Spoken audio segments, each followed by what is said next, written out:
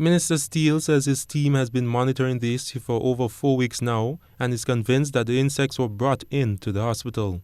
According to the health minister, the obstetrics ward is the one presently being affected. I want to congratulate the staff under the difficult conditions for them to make the attempts that they have been making to alleviate the situation.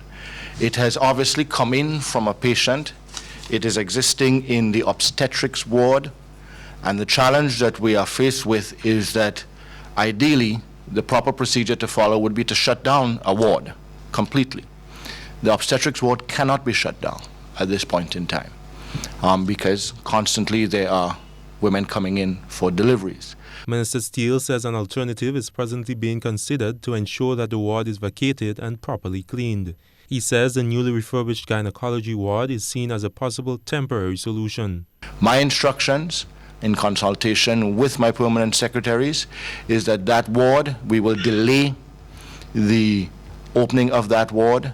New furniture, new bedding has been ordered, will be put into that ward, and the obstetrics patients at that point in time will be moved over to the new gynae ward temporarily, so that the entire obstetrics ward can be vacated with respect to furniture and fumigated properly to deal with the situation.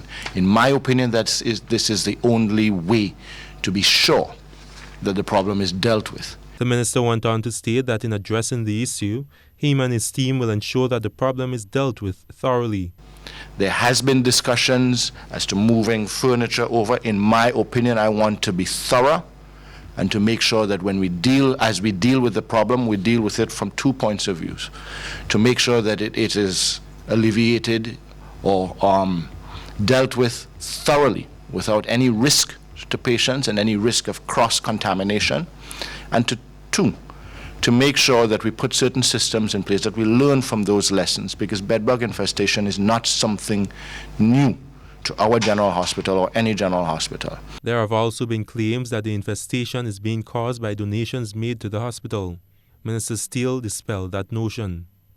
Delroy Lewison, GBN News.